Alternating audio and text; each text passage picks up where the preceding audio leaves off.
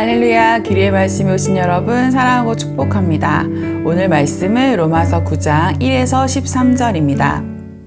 나는 그리스도 안에서 참 말을 하고 거짓말을 하지 않습니다. 내 양심이 성령을 힘입어서 이것을 증언하여 줍니다.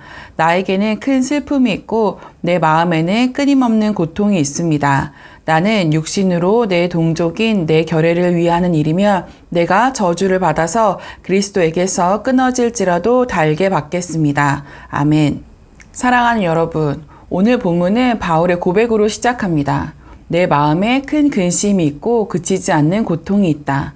바울은 이방인의 사도로 부르심을 받았지만 그의 마음 한편에는 늘 해결되지 않는 아픔이 있었습니다. 바로 자기 동족, 유대인들이 복음을 거부한다는 사실 때문이었습니다.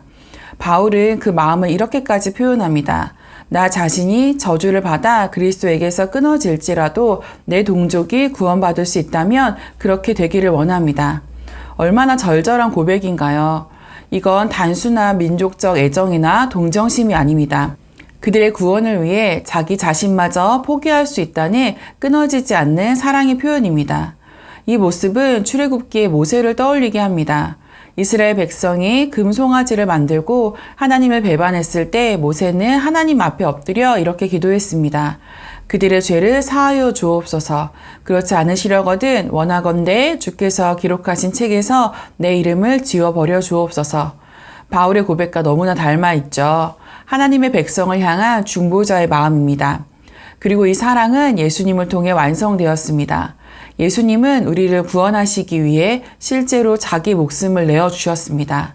모세와 바울은 차라리 나를 버리셔도 좋습니다 라고 기도했지만 예수님은 실제로 십자가에서 버림받으셨습니다.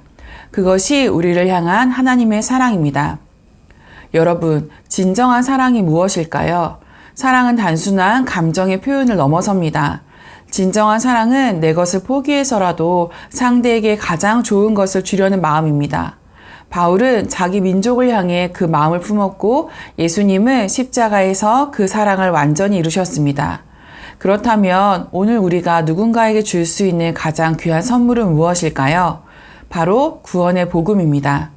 내가 가진 지식이나 물질도 소중하지만 그 어떤 것보다도 영원한 생명을 주는 복음이 가장 귀한 선물입니다. 얼마 전에 한 자매님이 제게 이런 이야기를 들려주셨습니다. 그분은 자기 동생의 구원을 위해 무려 20년 동안 기도하셨다고 합니다. 그런데 최근에 그 기도가 응답되었습니다. 그 동생이 교회에 나오기 시작했고 지금은 그 가정 전체가 함께 교회를 다니며 아름답게 신앙생활을 하고 있다는 것입니다. 그런데 그분의 부모님은 아직 교회를 다니지 않으십니다. 그럼에도 불구하고 그 자매님은 포기하지 않고 계속 기도한다고 고백하셨습니다. 동생의 구원을 이루신 하나님께서 부모님의 구원도 반드시 이루실 줄 믿습니다. 라는 귀한 고백을 하셨습니다. 이 이야기는 우리에게 큰 격려가 됩니다. 당장 눈에 보이지 않아도 포기하지 않는 기도가 결국 하나님의 응답으로 돌아온다는 사실입니다. 또한 선교지에서도 이런 이야기가 많습니다. 복음을 전해도 수년 동안 거부당하고 무시당할 때가 있습니다. 그런데 놀랍게도 어느 날 갑자기 그 땅에 한 사람이 마음을 열고 예수님을 믿기 시작합니다.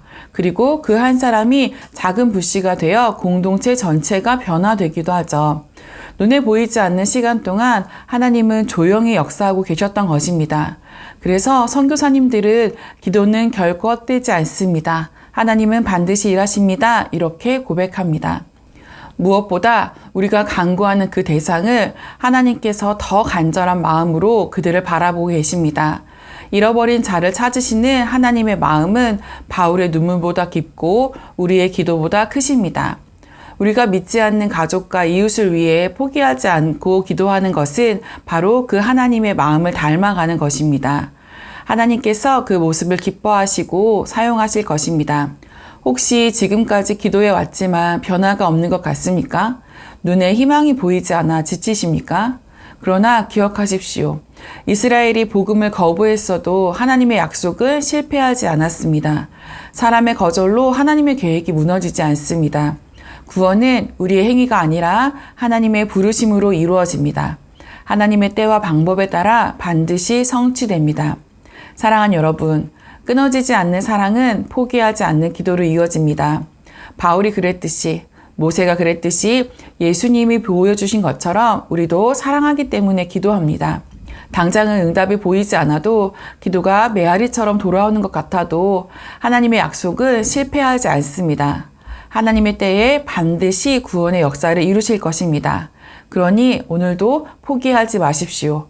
가족과 친구, 이웃을 위해 그리고 세상을 위해 끊임없이 사랑과 기도의 마음을 품는 우리 기류의 가족 모두가 되시기를 축복합니다. 하나님께서 그 기도를 들으시고 하나님의 약속과 선택은 반드시 이루어질 것입니다. 오늘도 승리하세요.